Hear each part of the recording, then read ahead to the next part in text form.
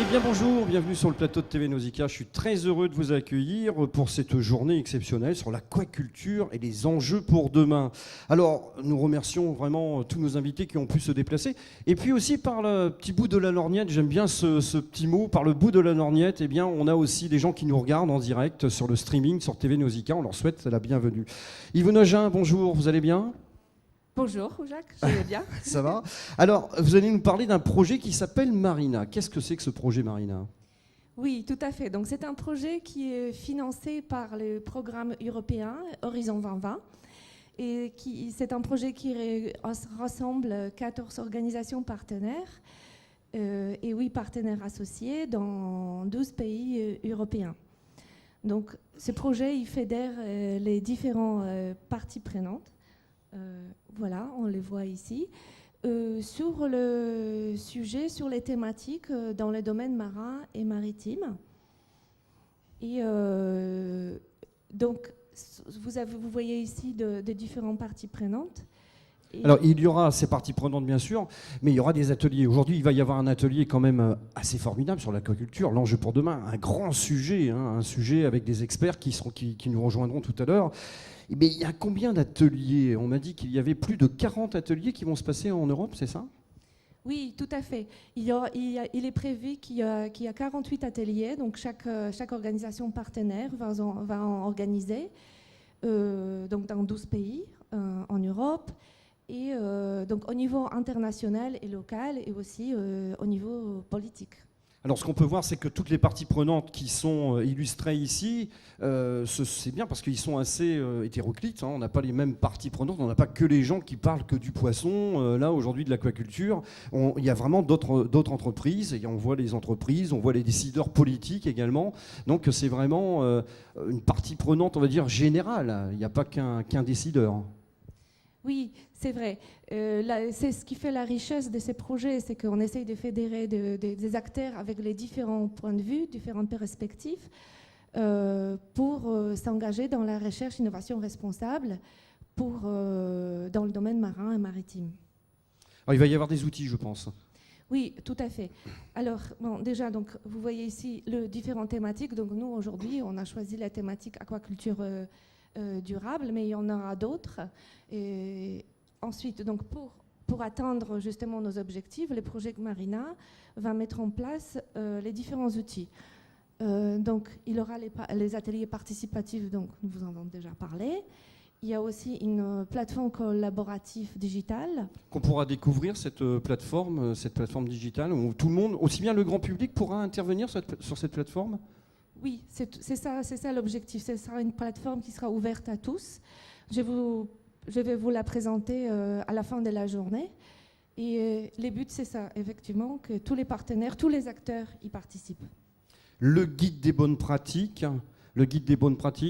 je ne sais pas sous quelle forme il sera mis, mais c'est des conseils qu'on m'a donnés qui sera interprétés justement soit par un livret, soit pour aller sur des sites pour prendre ces bonnes pratiques, c'est bien ça ? Oui, alors ça sera les guides des bonnes pratiques, il sera sous forme de wiki sur la plateforme collaborative.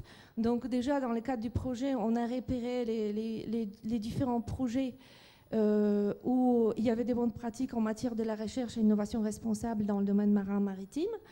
Et ensuite, c'est aussi des inscrits sur la plateforme, d'amener leur expertise et aussi de partager les pratiques. Donc eux, ils savent, les projets, les initiatives également. Et puis, je vois qu'il y aura une exposition itinérante. Cette exposition itinérante sera faite sous forme, je suppose, de tableaux, de photos, de renseignements, et qui va parcourir tous les pays d'Europe qui participent justement au projet Marina. Oui, exactement. C'est une exposition qui sera sous forme des photos, peut-être des activités interactives aussi. Donc d'abord, elle va démarrer au Centre des sciences en Estonie. Elle va aussi venir chez nous en 2019, au printemps 2019. Et elle va aussi parcourir les capitales européennes de la culture. C'est l'ambition de cette exposition. C'est un bel objectif, un très beau but qu'on va se mettre toute notre énergie ensemble pour arriver à avoir cette exposition qui voyage un peu partout. Yvonna, vous allez rester avec nous ? Bien sûr. Et là, on va avoir notre premier invité parce qu'on a invité des experts justement pour nous éclairer un peu sur cette journée. On va avoir d'abord, je vais appeler Monsieur Alistair Lane, directeur exécutif de l'ESA, European Aquaculture Society. Bonjour monsieur. Allez, installez-vous. Alors là, vous allez nous faire, vous, une présentation de l'aquaculture au niveau européen. C'est bien ça? Vous faites la présentation de l'aquaculture au niveau européen? Oui, c'est ça. Mon but, c'est en fait de ne pas aller en avant de l'atelier aujourd'hui, mais plutôt de présenter de façon globale ce que c'est l'aquaculture en Europe et quelles sont les questions de base pour le développement de ce filière. Alors vous allez nous présenter, je pense que vous avez quelques diapos justement à montrer. On va les passer à l'écran, voilà. Donc là, on peut voir à travers ces diapos quelques commentaires justement sur cette diapo. Effectivement, oui, l'aquaculture dans les pays européens, donc les 28 États membres, se lève à peu près 1,25 million de tonnes de produits, mais il faut voir que quand on parle de l'aquaculture européenne, on parle de plus ou moins les mollusques, et donc 50% de la production, et un petit quart pour les poissons, un quart de poissons marins et un quart de poissons en eau douce. Je pense que le deuxième point à remarquer ici, qu'effectivement au niveau des espèces qu'on produit, en numéro 1, c'est les moules. Nous, c'est une région, un continent de mangeurs et de producteurs de moules. La truite et puis le saumon en troisième place. Je pense que c'est important aussi de démontrer la diversité de l'aquaculture. En Europe, on a énormément de différentes technologies d'utilisation des espaces, de l'eau. L'eau, c'est évidemment notre élément de base, mais comme vous voyez ici, il y a énormément de possibilités de production sur les côtes, loin des côtes, à l'intérieur des terres et sur la partie des plages, par exemple pour les mollusques. Vous avez certaines normes qui sont obligatoires justement pour faire ces élevages? Absolument, absolument. Il y a des normes qui sont les lois, les réglementations européennes, qui sont parfois dépassées par les producteurs eux-mêmes, qui ont leur code de bonnes pratiques, etc., qui dépassent les besoins législatifs et qui sont différents par rapport aux différents sites et différents endroits de production. Alors si on retourne 30 années en arrière, est-ce qu'il y a eu des progrès qui ont été réalisés au fur et à mesure de ces 30 ans? Parce que l'aquaculture, ça date depuis quelques années quand même, mais il y a 30 ans, on regarde aujourd'hui, on fait un constat, est-ce qu'il y a nettement des progrès justement pour cette aquaculture? Sur le plan mondial, l'aquaculture date de 2000 ans, donc ce n'est pas quelque chose de nouvel. Même en Europe, on a commencé à faire des expériences sur des poissons. Des Romains, d'ailleurs, gardaient les huîtres dans les bassins il y a à peu près 1 millier d'années. Et sur la truite et d'autres espèces qu'on produit aujourd'hui, les recherches ont commencé en XXe siècle. Donc l'aquaculture, soi-disant moderne, a vraiment débuté en Norvège dans les années 70. Donc là, effectivement, le progrès, oui, il y a du progrès. Il y a aussi eu de la croissance. Dans les années 90, la croissance au niveau européen pour les poissons marins, par exemple, était très marquée et était au-delà de la croissance mondiale de l'aquaculture. Malheureusement, depuis quelque temps, cette croissance s'est freinée. On est dans une situation en Europe où la production n'augmente pas et pour certaines espèces, ça diminue, ça retraite. La question pour nous, c'est aussi quand il s'agit des problématiques pour que l'aquaculture ne développe pas. Il y en a plusieurs et on va aussi adresser ces points, ces freins pour notre croissance aujourd'hui dans l'atelier. Mais demain, qu'est-ce que l'aquaculture peut donner demain sur le plan côtier, sur le plan, une petite partie de l'aquaculture, mais sur le plan côtier, vous allez voir une image qui montre les communautés costales, côtières de demain, avec les activités concurrentielles pour la plupart au niveau du développement de l'aquaculture, les zones portuaires, les plages, les ports de plaisance, toutes les activités qui demandent de l'espace, etc. Aquaculture, on trouve une petite partie de ça. Il faut noter que l'aquaculture, pour que le produit soit bien, pour que le produit soit de bonne qualité, a besoin d'une eau pristine. La qualité de l'eau donne la qualité de poisson ou de mollusques, et spécialement les mollusques. Cette photo, elle a été prise où ? C'est une image un peu artificielle parce qu'on n'est pas encore Oui. là, mais d'ici une dizaine, une vingtaine d'années, ça peut être là, ça peut être dans le Pays-Bas par exemple.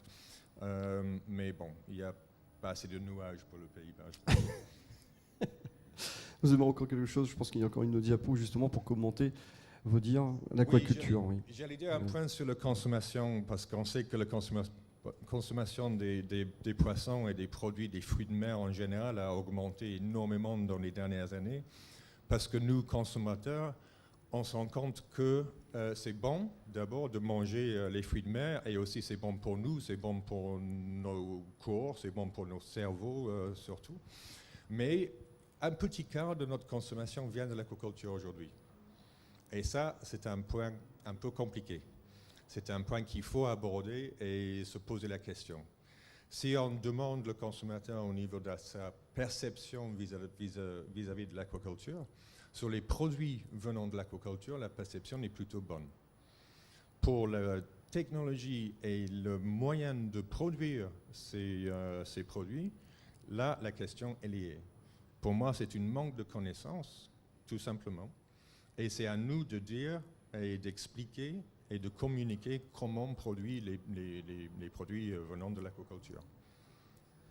Je pense que sur le plan, certains thèmes qu'on va aborder aujourd'hui, notamment sur l'alimentation de nos poissons, notamment, parce que les mollusques, ils se nourrissent dans le milieu naturel. Là, pour juste faire un petit comparatif, c'est un peu petit pour voir bien les chiffres, mais grosso modo, ici, on voit le nombre de kilogrammes d'alimentation pour produire 1 kilo de viande, entre guillemets. Et on voit que l'aquaculture à droite est très très bien placée par rapport aux autres animaux de production, notamment le bœuf, le porc et le poulet. Je pense qu'il y a encore plein de choses à dire sur l'aquaculture. L'atelier va être très riche. Hein. Oui, je pense qu'il va y avoir un bon échange, parce que là, on a des experts vraiment qui vont pouvoir nourrir justement cet atelier avec d'autres personnes. Ça va être superbe. On aura un résultat très positif, je pense, ce soir, dans une première partie. Monsieur Alistair, je vais vous laisser vous regagner votre place. On va se retrouver tout à l'heure, justement, pour l'atelier. Et avec plaisir. Je vous souhaite bon courage pour l'atelier. Voilà, on va accueillir maintenant Monsieur Benoît Vidal. Monsieur Benoît Vidal, Giraud de Via Aqua.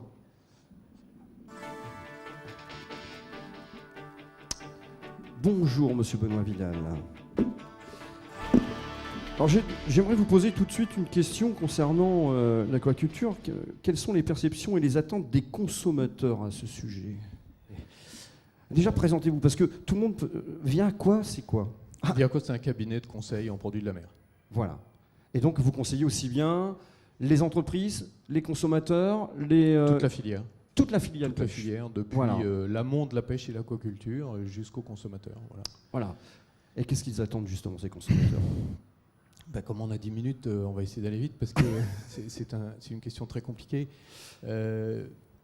Ce qu'on peut dire, pour commencer par la conclusion, c'est que c'est très important de s'intéresser à ce qu'attendent les consommateurs, parce qu'en définitive, le moteur de ce qui fait qu'on est là tous ici, c'est eux. Alors, ce qu'on peut dire rapidement, c'est que les produits de la mer, les produits aquatiques, sont peu présents dans l'esprit du consommateur par rapport à d'autres produits. On consomme beaucoup moins de poissons que de viande, par exemple. Donc déjà, il faut avoir ça en tête. Nous, on pense poisson 24 heures sur 24. Notre cible de communication, pas du tout. Le deuxième élément qu'il faut avoir en tête, c'est que nos produits sont peu connus, peu compris, pour plein de raisons, d'information, de formation, de culture. La troisième chose qu'il faut savoir, c'est que nos produits pêche et aquaculture subissent une certaine méfiance, et que la défiance vis-à-vis des produits d'aquaculture est plus complexe que celle qui s'exerce à l'égard des produits de la pêche. La quatrième chose qu'il faut savoir, c'est que en matière d'attente du consommateur sur les produits aquatiques d'origine aquacole, la durabilité n'est pas l'attente numéro 1. L'attente numéro 1, les attentes numéro 1 portent plutôt sur les garanties sanitaires, sur la qualité. Alors bien sûr, il y a des attentes en matière de durabilité. Et puis, in fine, ce qu'il faut savoir, c'est que, comme toujours, les attentes du consommateur sont souvent supérieures à son intention de payer pour avoir justement ce qu'il attend. Et ça, c'est un vrai problème. Alors, si on peut, je vais essayer de passer rapidement les quelques diapos qu'on a préparées, qui sont toutes tirées d'un baromètre que nous faisons pour France Agrimaire tous les 6 mois, baromètre d'image et de perception de la part du consommateur. Donc ce que je disais, on voit ici comparaison de la consommation de viande et la consommation de poisson, et on est évidemment bien en retrait par rapport à la viande. Deuxième chose, quand on interroge 1000 consommateurs sur la question de savoir si cette espèce est plutôt de l'élevage ou plutôt du sauvage, on s'aperçoit quand même que la connaissance sur le sujet est au moins assez hésitante. On a quand même plus d'un consommateur sur 3 qui pense que les poissons bleus, sardines, maquereaux, harengs, sont des poissons d'élevage, ce qui n'est pas le cas. Et on a encore un tiers, voire quelquefois plus, de consommateurs qui pensent que panga, saumon, truite, huîtres, moules, crevettes sont des poissons sauvages, enfin des produits sauvages. Donc on a encore un peu de boulot. En ce qui concerne la qualité de l'information que le consommateur reçoit et dont il dispose pour comprendre ses produits, quand on leur demande est-ce que l'information concernant cette espèce est claire, on s'aperçoit que les espèces sur lesquelles l'information est considérée comme la moins claire, ce sont les espèces d'élevage. Troisième chose, quand on leur demande avez-vous confiance dans cette espèce, on s'aperçoit que celles dans lesquelles la confiance est la plus basse, ce sont les espèces d'élevage. Alors, cette confiance un peu absente, en tout cas cette défiance, elle est liée aux méthodes de production. Quand on leur demande pensez-vous que les méthodes de pêche ou d'élevage de cette espèce sont satisfaisantes, on s'aperçoit que les espèces qui sont jugées comme étant les moins satisfaisantes sont à nouveau les espèces qui sont plutôt d'élevage. Là, on est sur le poisson, on n'est pas sur les coquillages. Alors cette défiance, elle est très complexe. Elle est très complexe. Quand on creuse un petit peu les raisons de cette défiance, on s'aperçoit que dans le cas de la pêche, on a une espèce de crainte générale sur l'impact sur la ressource. Si je mange du poisson de pêche, est-ce que je ne suis pas en train de vider la mer ? Alors que quand on creuse les questions de la défiance vis-à-vis des produits d'aquaculture, on s'aperçoit qu'il y a beaucoup plus de choses. Il y a bien sûr cette crainte vis-à-vis de l'environnement, mais il y a aussi une crainte pour le bien-être. Voilà, ces pauvres animaux, ils sont enfermés, est-ce qu'on les respecte ? Mais aussi une crainte pour moi-même. Voilà, est-ce que ce produit qui a été élevé, il est vraiment sain ? Est-ce qu'il n'y a pas des produits dedans qui ne vont pas être bons pour moi ? Et puis, est-ce que ce produit qui a été élevé, il est vraiment bon au sens gustatif, tout simplement. Je ne sais pas ce qu'il a mangé, je ne sais pas comment il a vécu. Et il est certainement moins bon qu'un produit sauvage, entre guillemets. Donc, on voit que cette défiance est plus complexe que ce qu'on peut avoir dans le cas des produits de la pêche. Ce qu'on voit aussi, et ça c'est très important de le dire, c'est que cette défiance, quand on compare produits de pêche et produits d'aquaculture, on s'aperçoit que sur la question de la durabilité, l'élevage est pas moins bien placé que la pêche, quelquefois même plutôt un peu mieux. Là, la question, c'était, je vous donne une liste d'espèces, et dites-moi si d'après vous, cette espèce peut être produite de façon durable. On s'aperçoit que truites, crevettes, saumons ont des scores qui sont tout à fait honorables, et on retrouve tout en bas des espèces qui sont plutôt des espèces de pêche, ou uniquement des espèces de pêche, lotte, julienne, anguille, thon, langoustine, par exemple. Alors, ça veut dire que cette défiance vis-à-vis des produits de l'aquaculture qui est complexe, elle porte finalement moins sur la durabilité que sur d'autres aspects. On le voit sur cette autre question posée aux consommateurs. Selon vous, les pratiques suivantes peuvent-elles être durables ? Et on voit que l'élevage de poissons en mer est plutôt nettement mieux classé que la pêche au chalut, la pêche au filet par exemple, ou la pêche au casier. Donc, bon, on n'est pas sur une mise en accusation des pratiques, et quand on a un doute sur les méthodes de production, c'est pas tellement sur l'aspect durabilité des méthodes de production, c'est plutôt sur cet aspect garantie sanitaire ou qualité. Alors, pourquoi j'évoque ça ? Parce que quand on demande, voilà, toujours cette liste d'espèces, toujours nos 1000 consommateurs, cette espèce ou cette autre espèce présente de bonnes garanties sanitaires, êtes-vous d'accord, pas d'accord ? On s'aperçoit que celles qui sont les moins bien notées en matière de perception des garanties sanitaires, ce sont à nouveau les espèces produites en élevage partiellement ou totalement. Et de la même façon, on va retrouver dans le bas du classement, quand la question posée est l'espèce est-elle un produit de qualité ? Êtes-vous d'accord, plutôt d'accord ou pas d'accord ? On va retrouver en bas du classement les produits qui sont des produits des poissons d'élevage. Alors, là, on aborde quelque chose qui nous tient vraiment à cœur parce qu'on est un peu au cœur du sujet de ce que j'évoquais tout à l'heure pour commencer. Quand on demande aux consommateurs qu'attendez-vous d'un produit aquatique dit durable?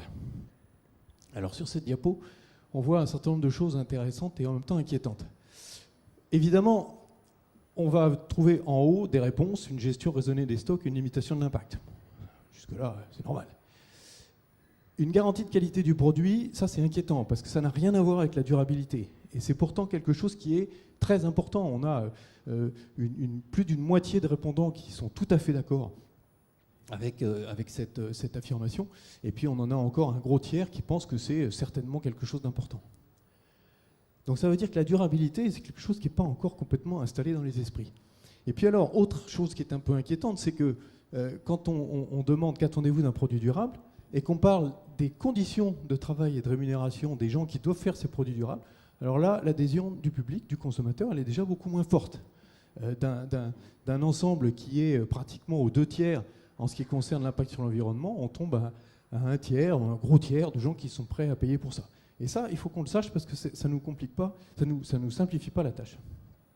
Alors, in fine, quand on dit, ça serait quoi un produit issu de la pêche et de l'aquaculture qui serait durable? Et comment on pourrait le reconnaître? Dans le cadre de cet atelier, nous on propose de retenir 2 choses. Moi, consommateur, je vais reconnaître un produit durable grâce à des labels et je vais le reconnaître grâce à des modes de production. Et donc on est bien finalement sur cette idée que des modes de production, des méthodes de production labellisées vont permettre de véhiculer un message et la preuve que les produits sont produits de façon durable.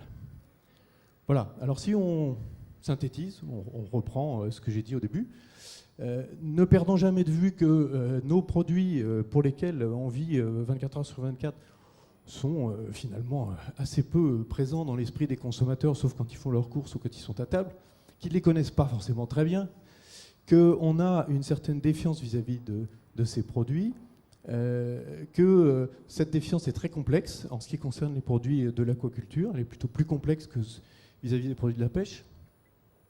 En ce qui concerne les aspects strictement environnementaux, ça n'est pas sur ce domaine-là que l'aquaculture est attendue, en tout cas pas avant la pêche, et que, in fine, on attend donc des méthodes de production qui seraient labellisées, parce que ça permet de comprendre, mais il nous restera à faire en sorte que ces efforts de la production soient payés par le consommateur. Voilà. Les tests que vous avez faits pour avoir justement ces résultats, est-ce qu'il y a eu des tests piscivores également? Est-ce que les gens ont pu faire la différence sur un poisson, par exemple, un poisson dans la nature, quoi, et un poisson sauvage, poisson d'aquaculture? Pas dans ce cadre-là. Là, c'est un baromètre qu'on fait tous les 6 mois auprès de 2000 consommateurs français. Alors là, le focus est porté sur les produits d'aquaculture, mais c'est un baromètre sur les produits aquatiques en général. Et c'est une interrogation en sondage dans la rue, si vous voulez. Donc on n'a pas la possibilité de faire des tests. Et donc, est-ce que ça pourrait être quelque chose qui pourrait être amené justement à l'atelier, d'avoir des tests piscivores justement pour mieux faire connaître les espèces? Bien sûr. Sur les différences Certainement. Ce serait même, je suis assez convaincu, Alistair, que ce serait l'occasion de montrer à beaucoup de gens qui disent « moi je fais la différence les yeux fermés entre un produit d'élevage et un produit sauvage », que c'est pas vrai. Et que dans 99,9% des cas... ça a été fait ici à Nausicaa, on l'avait fait oui, lors d'une semaine du goût sur des espèces, et c'est vrai que beaucoup de gens se trompaient. Voilà, et au bout du compte, c'est même pas se tromper, ça prouve que ça n'a pas d'importance. Voilà. Mais bon, il faut le sortir de la tête des gens, ça c'est vrai. C'est pas évident. C'est pour ça qu'on est là. Je pense que comme je disais tout à l'heure, ça va être très riche parce que là on va avoir un point de vue au niveau des consommateurs et puis vous allez être notre expert au niveau de la consommation. Merci beaucoup. Merci à vous. Bon courage pour la journée. On va accueillir maintenant Monsieur Philippe Drouin de Nouvelle Vague. Bonjour Monsieur Philippe Drouin de Nouvelle Vague. On entend parler beaucoup de cette Nouvelle Vague. Il y en a 2 même, il y a un S à la fin. Ah, il y a 2 nouvelles vagues. Là, j'étais jeune. Alors c'est vrai qu'on se demande quelles sont les recherches pour faire de l'aquaculture, une aquaculture intégrée et durable. C'est vous qui allez nous le répondre. Je pense qu'il y a un micro en régie. Si on peut baisser un peu le son, merci. Voilà, je vous écoute. Bon, très bien. Oui, donc l'idée c'était effectivement de voir quels sont les besoins pour contribuer, on va dire, à une aquaculture durable. On verra qu'il y a quand même encore beaucoup de questions auxquelles il faut répondre et qui sont parfois des prérequis par rapport à la durabilité.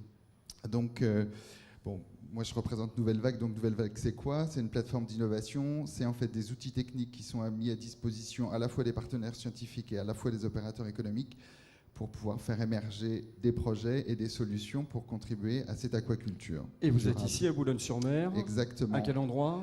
Alors, on a des locaux sur Capécure pour tout ce qui concerne la valorisation et le laboratoire d'analyse. Et puis, on est en train de construire une station aquacole expérimentale sur Vimereux, voilà, avec l'aide de la CAB. Voilà. Voilà. La parole est à vous. Je vous laisse commenter. Je vous en prie. Très bien. Je veux bien qu'on m'affiche, s'il vous plaît. Voilà. Si on peut. Voilà, merci. Donc je vais passer rapidement sur la présentation de Nouvelle Vague, on vient d'en parler, puisqu'on représente donc des outils qui ont été mis en commun à destination des opérateurs. 2 départements, comme je l'ai dit, la valorisation et puis le département aquacole, avec un objectif vraiment d'être dans l'opérationnel et dans le pratico-pratique. Juste, je voulais faire, avant de parler plus avant d'innovation, faire un constat sur la filière et un peu la complexité avec les différentes strates qu'on va trouver au niveau français et qui vont naviguer ou œuvrer par rapport à l'innovation. En premier lieu, vous trouverez l'administration et les syndicats professionnels qui sont là pour donner, on va dire, les lignes directrices par rapport à l'innovation et essayer de faire émerger leurs besoins. Vous trouverez ensuite tous les outils qui vont permettre de coordonner la mise en place de ces projets. Je pense particulièrement à Aquimer, donc le pôle de compétitivité qui est à Boulogne et qui peut contribuer à la mise en place de projets. Les outils de financement que j'ai cités là et qui sont nécessaires pour faire émerger des projets. Et ensuite, tous les partenaires techniques qui vont contribuer, qui vont participer à ces projets. Donc vous allez retrouver les grands instituts scientifiques, des instituts techniques plutôt orientés, on va dire, sélection variétale ou génétique ou alimentation, et puis les plateformes techniques comme la nôtre, avec un objet beaucoup plus opérationnel. Et puis en bas, la production, les transformateurs, en fait, tous les opérateurs économiques qui constituent la filière. Dans le cadre de réflexions qui ont eu lieu par rapport au plan national stratégique sur le développement de l'aquaculture et par rapport à l'innovation, il y a plusieurs problématiques qui ont été mises en avant. Une des premières, et on l'a évoqué tout à l'heure avec Alistair, c'était de savoir quelle était l'acceptabilité de ces activités aquacoles par rapport à d'autres activités.